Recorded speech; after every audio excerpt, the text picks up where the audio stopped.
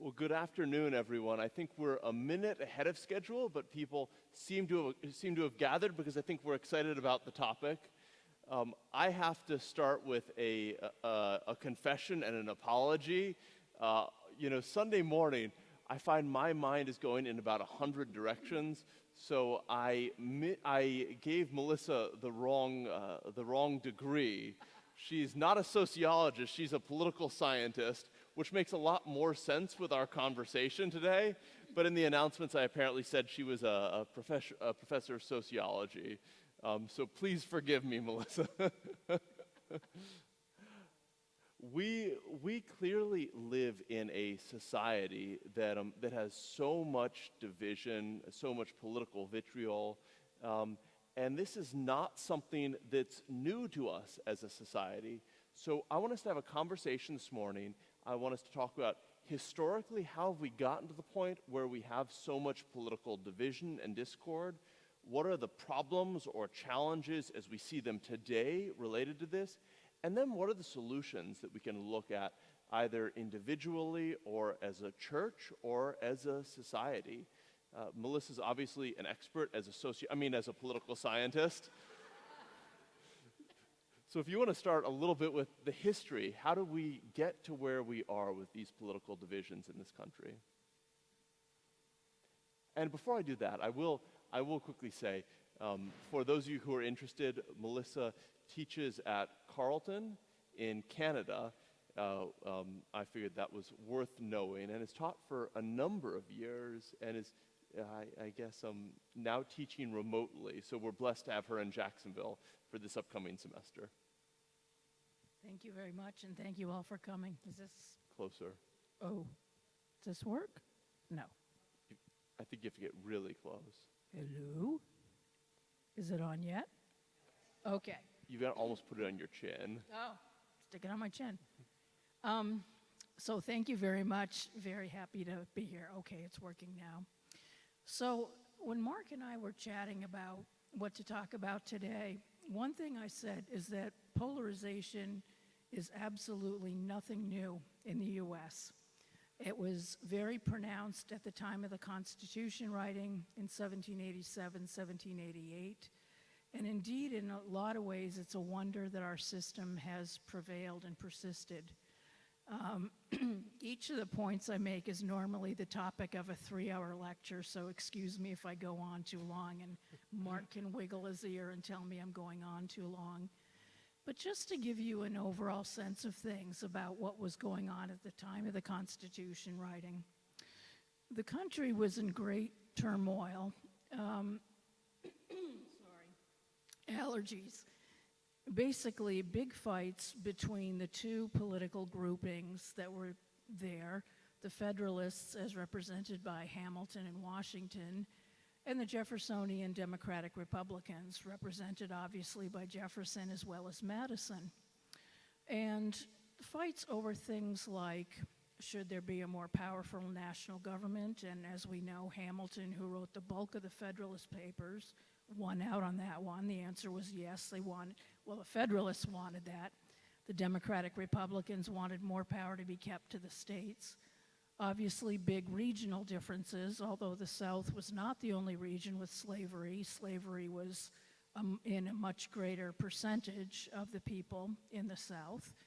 And indeed, we wouldn't have ended up ratifying the Constitution if the 3/5 clause hadn't been included to give the South extra representation in the U.S. House based on slave populations, who obviously could not vote.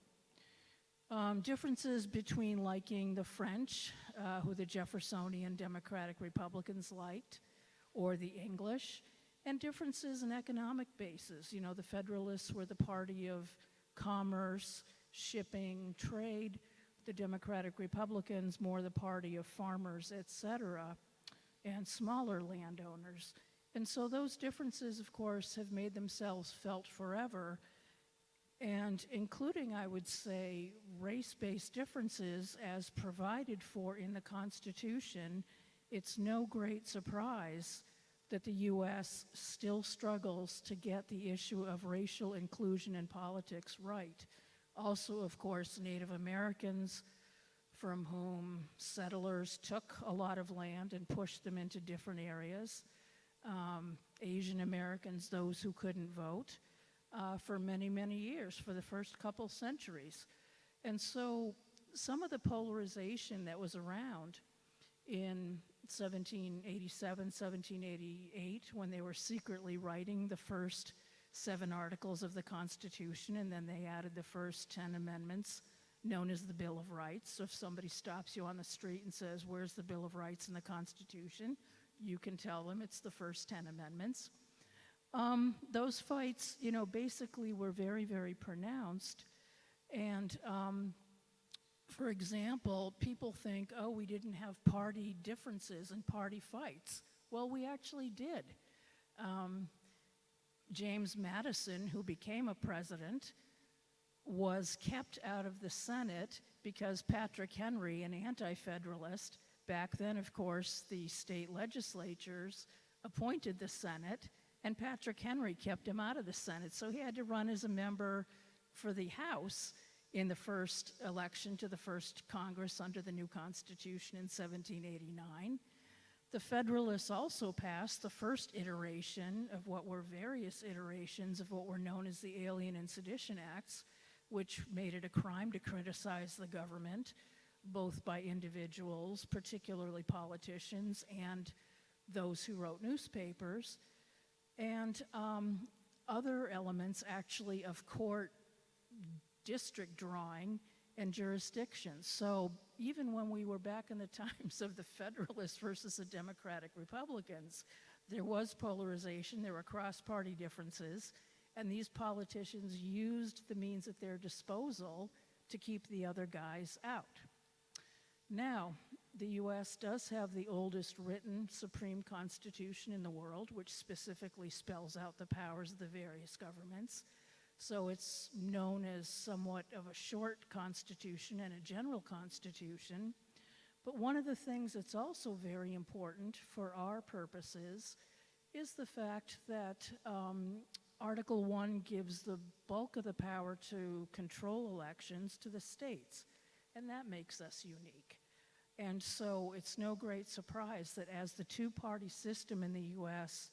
developed, we saw a distinct strategy of controlling political turf, and the areas of political turf have changed over time.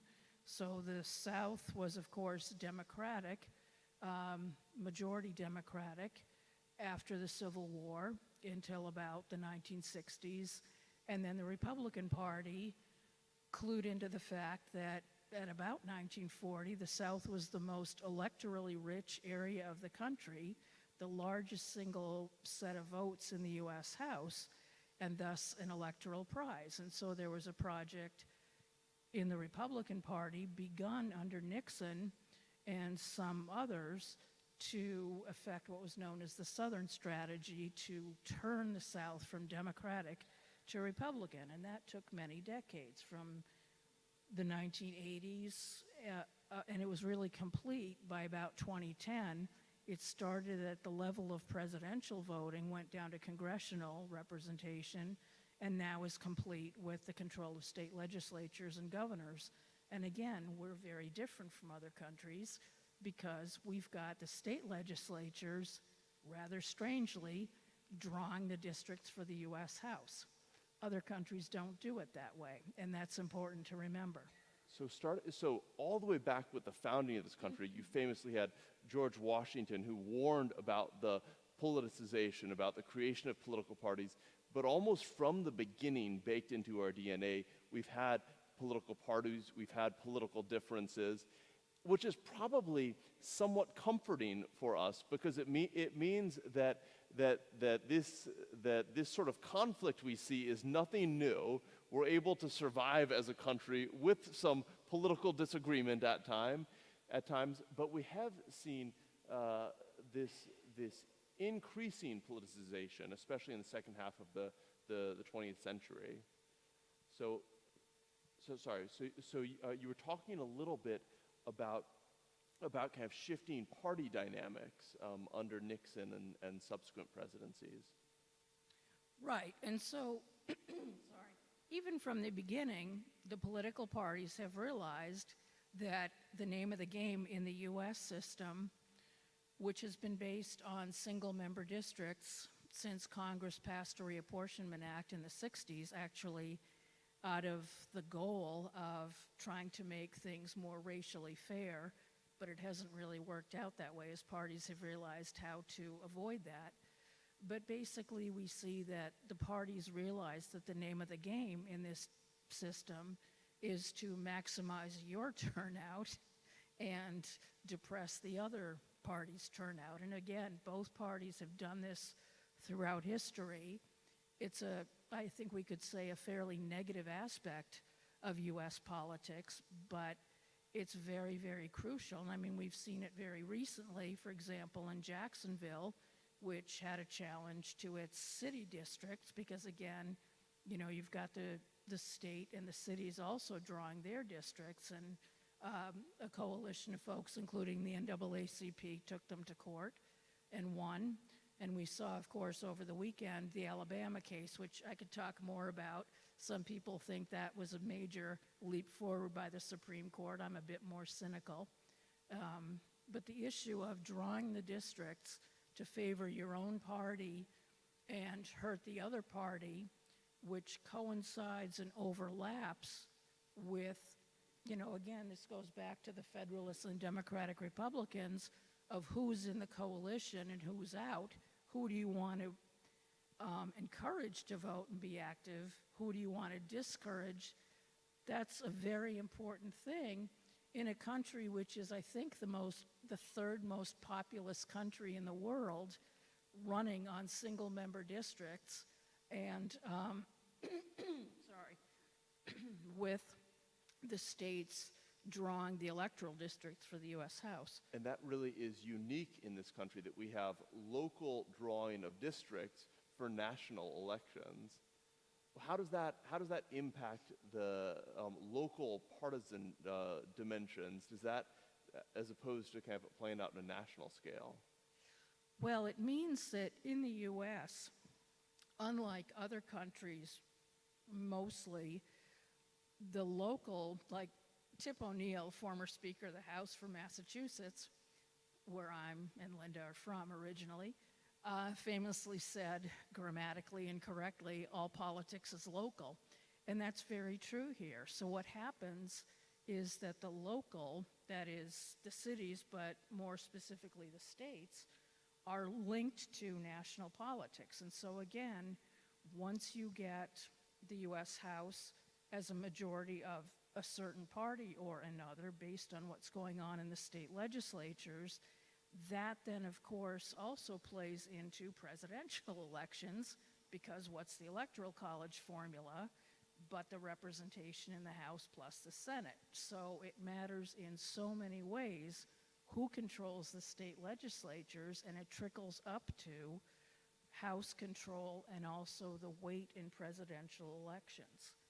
One of the things that's interesting about this country, when you look at so many, it in contrast to so many others, is we have a two-party system, whereas so many other countries that we see have more than two parties, which seems to drive people towards compromise and working together, which is a different incentive than when you have close to the majority, or you can kind of flip over and get the majority. How does that impact, in your mind, the likelihood of political parties working together and individuals learning to respect people of different political parties? Well, theoretically, and so we can't say, I mean, there are ideal types in politics, and so some people will say, oh yeah, proportional representation systems like continental Europe, for example, are always better at solving conflict and working towards the middle. And sometimes that's true, sometimes it isn't. I mean, one thing that has a lot of political scientists scratching their heads these days is the rise of, you know, some really right-wing parties in countries where we haven't seen those kinds of parties since, you know, World War II or just after World War II. It used to be the case in Congress, particularly the Senate, which has always been a more collegial body, and party mattered less. You know, the stories used to be Ted Kennedy and Orrin Hatch would go out and play golf together. They were best buds. But as polarization has increased because of what we also call political science speak, the vanishing marginals, in other words, less and less competitive House districts, where you win by a much closer margin, basically that has then been reflected. So there's this feedback loop between what's going on in Congress, what's going on in the political parties, and what's going on at the state legislative level. And again, that's uniquely American in terms of the way our political system is, as provided for by our Constitution.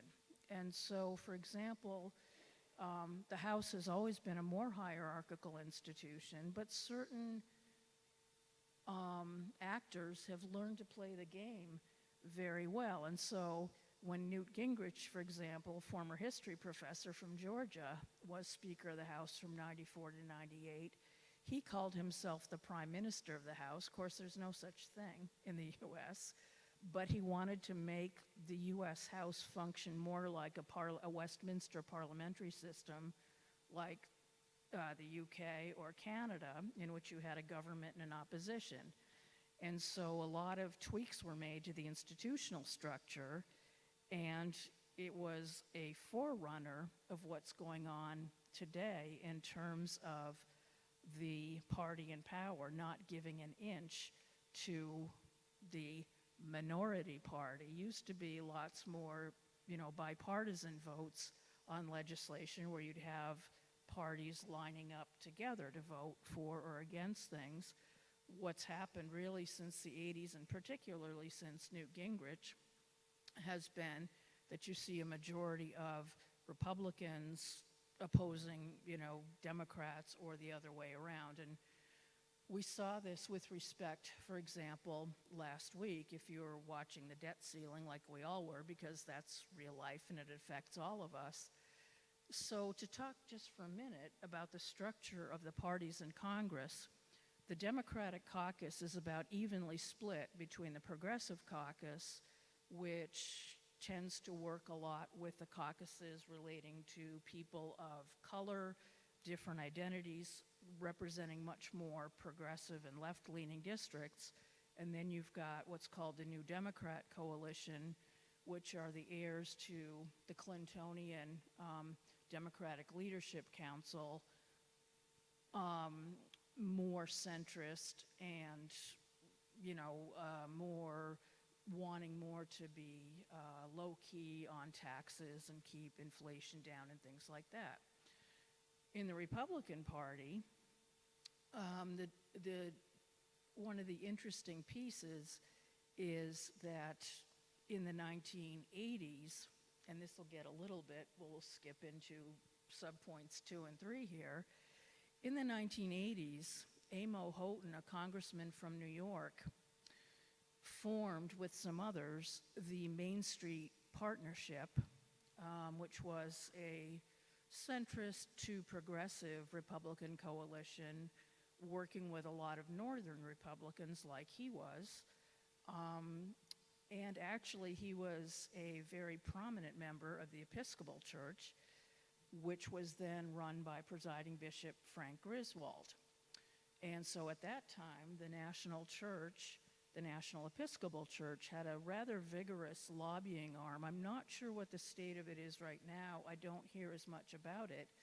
But Linda's and my bishop from Massachusetts at the time, Tom Shaw, was an intern for Amo Houghton, and I went and visited him when he was an intern. I happened to be in Washington.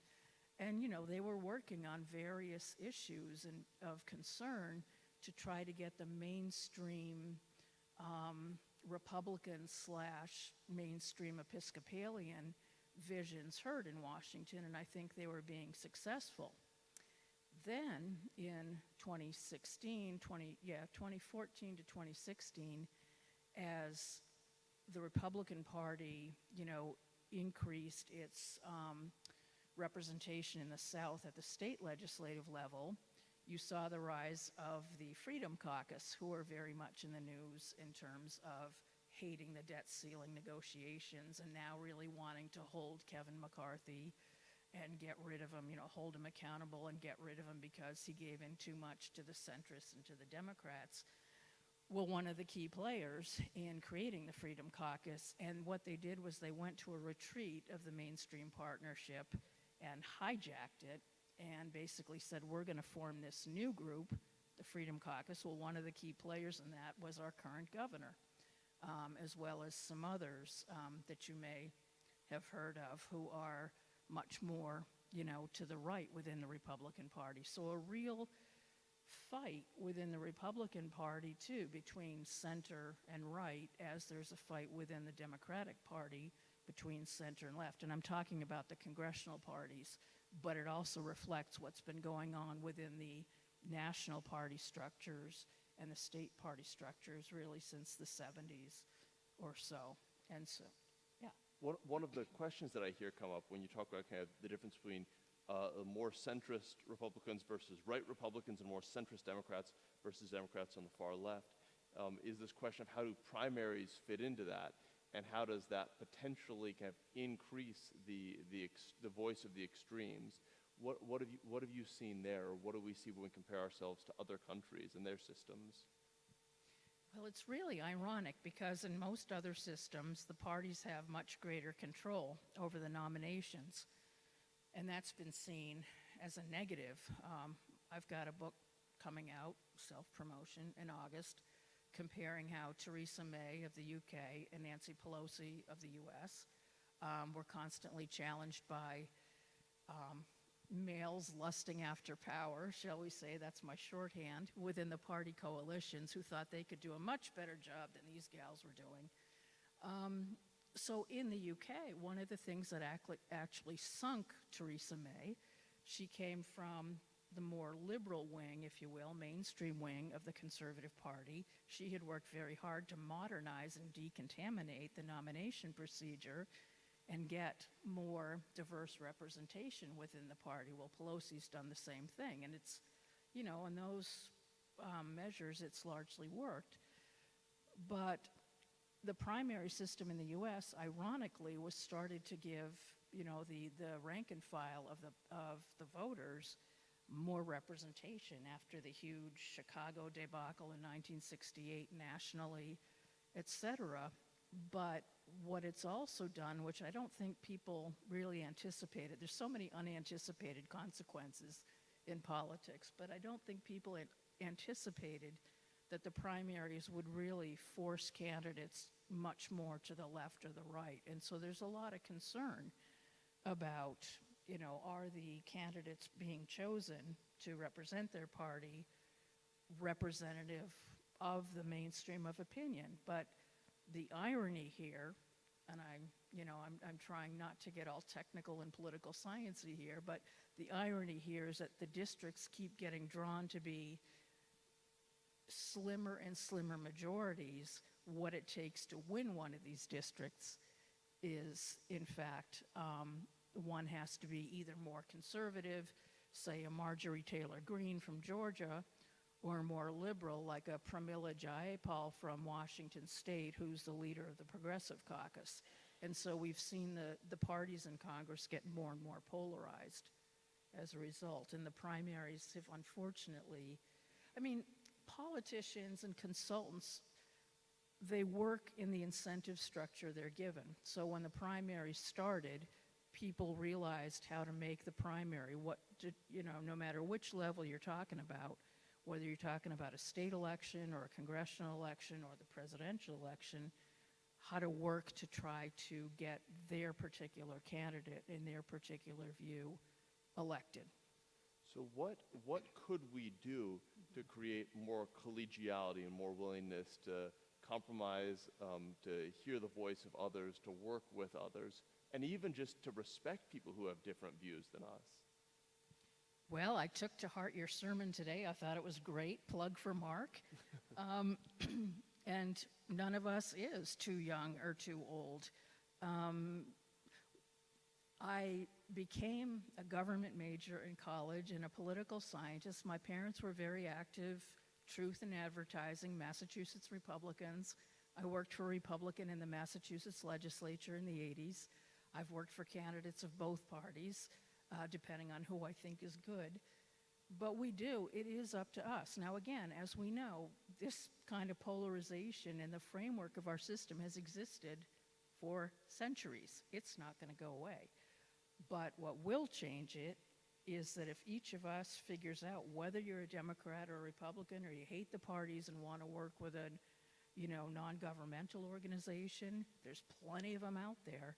And we do all have to work to try to get the dialogue, I think, to be more responsive to, the common people, and because I firmly believe, and I know a lot of people believe, politics is there to be good and to work for people's good. I don't think that politics is inherently bad. I mean, that's the way laws get passed. You can't do it without that.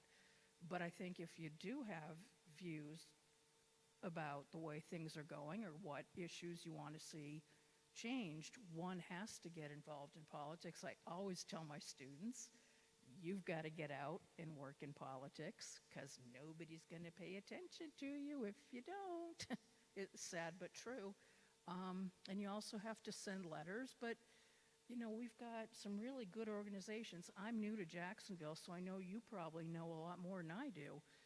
But, the Northeast Florida Coalition, Feeding Northeast Florida, NAACP, there are voting rights groups in Jacksonville. There are lots of clean water groups and environmental groups, some of which have worked with this cathedral.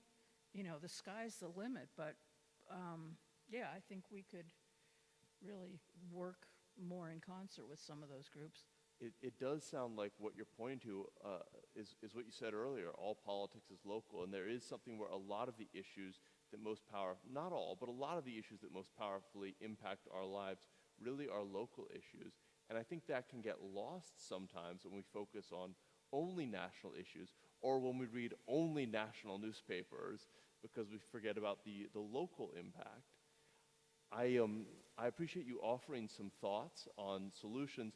And I know we want to open this up to the group, so if there are any questions that you all have about this topic of increasing political polarization and how we can work towards respecting and hearing voices of others, I think Nancy's going to go around with the microphone. Thank you.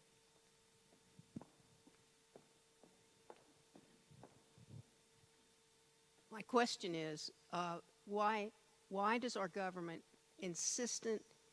consistent, every day we turn around, placate to Joe Biden, who has been proven to have stolen $5 million? Why?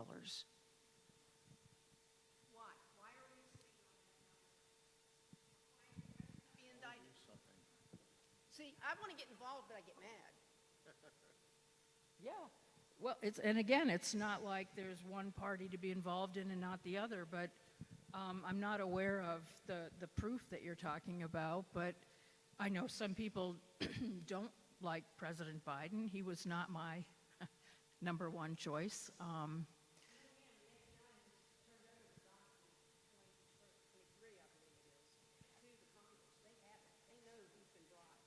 I think part of what we're seeing certainly in our society is a breakdown in trust in a lot of organizations that had a much higher level of trust.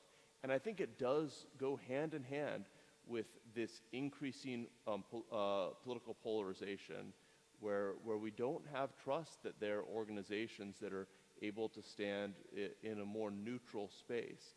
Do you think that's correlated? This breakdown in trust in some of our government institutions and this increasing political polarization? Yeah, it goes hand in glove. I mean, trust in national political institutions took a nosedive after Watergate, and it's never really recovered. And depending on the scandal du jour, whatever's going on, trust in one of the institutions will be higher or lower, but it is pretty low generally, which is really sad in terms of, because one of the things I do as a political scientist is make the case to young people. You need to get involved, and yes, your actions matter, and we can change the system. Can we change it overnight? No. but we certainly won't change it, and this is very true, as I found in canvassing in the recent election, you know. Are you going to vote? No. Well, if you don't vote, nothing's going to change. So we know that it's really important for people to get involved, you know, no matter which party, which side, which issue, just get involved to become part of the public conversation. Yes, Linda. Now, just as a point of information, to get back to Mark's question about what can the church do. So this was in Massachusetts, and as Melissa said, when Tom Shaw was bishop, for his sabbatical, he became an intern in Washington, D.C. But prior to that, the resolutions that emerged from diocesan convention every year were taken back to the parishes. Certainly, we'd had proportional representation across the diocese to decide what were our primary issues for mission, for the environment, for whatever. We had one day a year as lobby day, and Episcopalians were encouraged to go and spend the day with their legislators and present, in essence, what the Episcopal Church hoped for the state of Massachusetts. And it was a very powerful experience. I took parishioners of mine with me. We knew our representatives. We had time with them in their offices. We had papers to present and saying these things are priorities for the church in terms of the common good, the general common good. And we would also let them know of our support for their vocation, which was to serve the common good. But you need to have a functioning diocesan convention that goes beyond just the church. And I certainly know that the State House is not next door. But in Boston, it changed a lot about what I thought we could do. We're not oppositional, the church and the state. We can figure out where our common ground is and work for the common good. And it was a great experience for me as a priest. Yeah, so part of what I'm hearing you say is the importance of the church being able to speak to our values, and then for individuals being able to advocate on behalf of those. Yeah, and it's interesting. I mean, I think historically the posture, at least of the Episcopal Church and maybe some of the mainstream churches, is, ew, politics, we don't do that. Well, we actually do, and, you know, we have people who run for politics from these churches. So we do have to talk about issues and make our presence felt. And I fully agree with what John Caulfield said last week, which is it would be really nice to have a coalition of churches to work together on, you know, how can we, and again, the word I borrow from the UK is decontaminate politics and at least have constructive political dialogues, you know, like we're doing. And maybe it also involves bringing in some members of, you know, various levels of government from different parties. I don't know what the lines are. I don't pretend to know. But, yeah, to increase the dialogue in a constructive way and not to sort of pretend that we don't, in fact, interact all the time.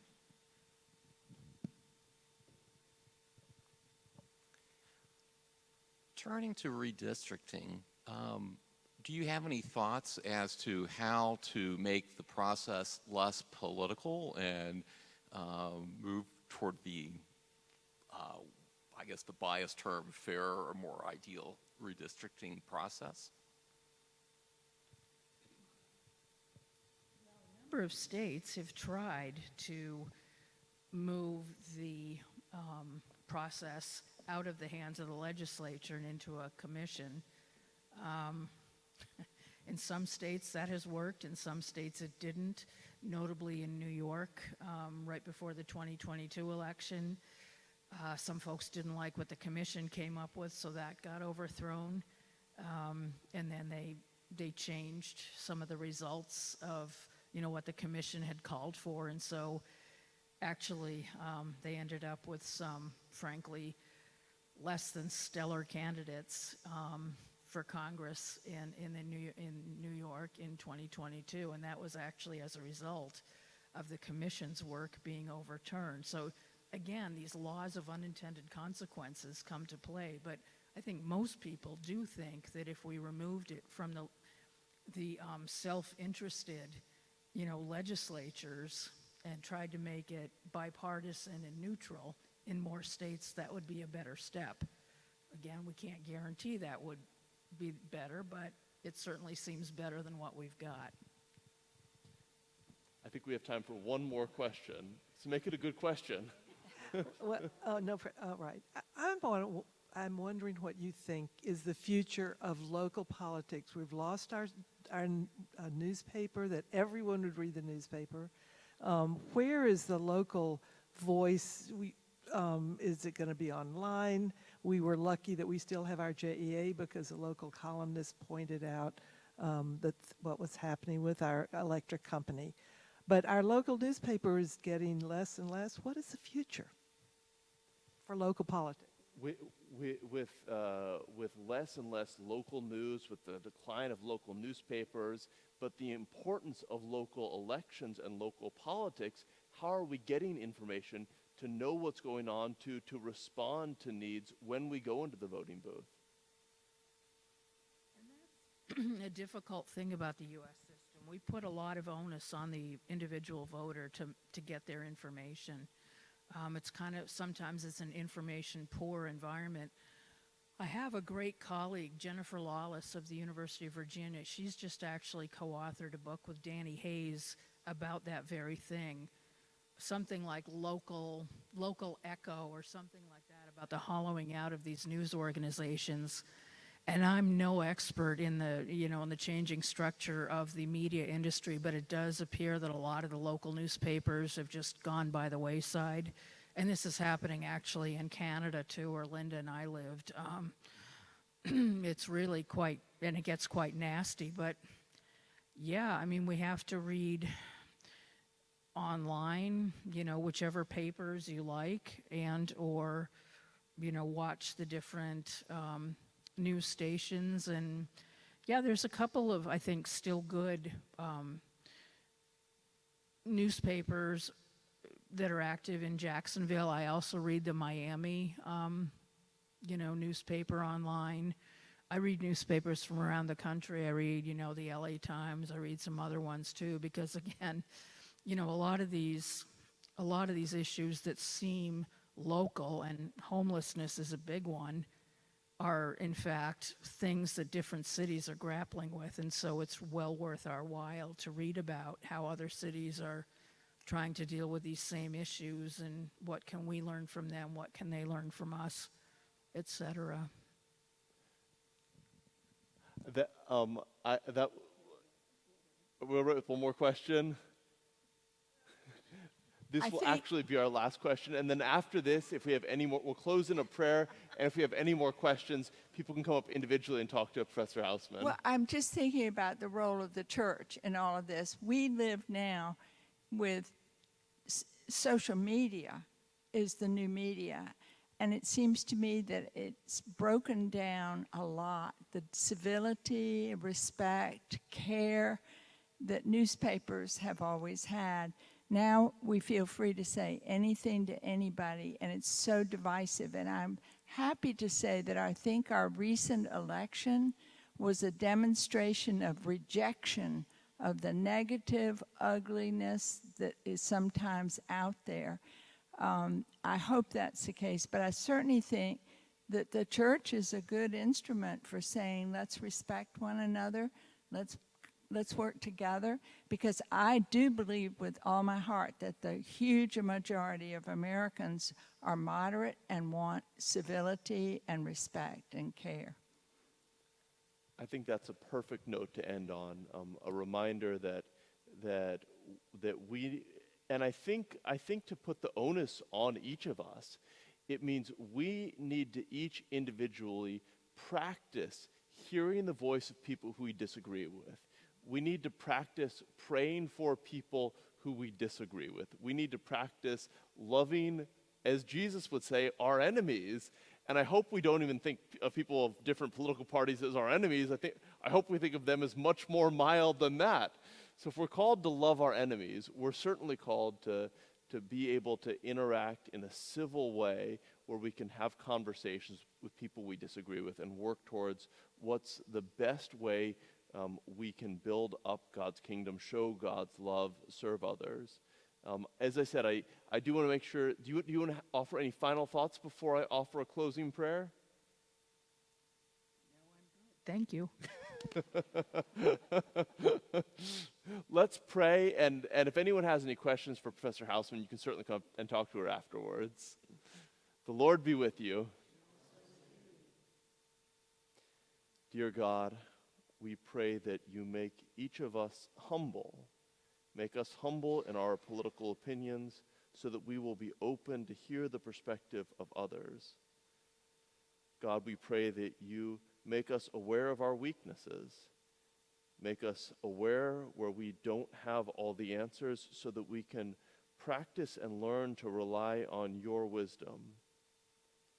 God, make us see our challenges. Help us see our challenges so that we can draw together with all people, with people of our political party and people of differing political parties, that together we may work to serve you and glorify your name. We thank you in the name of Jesus Christ our Lord. Amen. Thank you.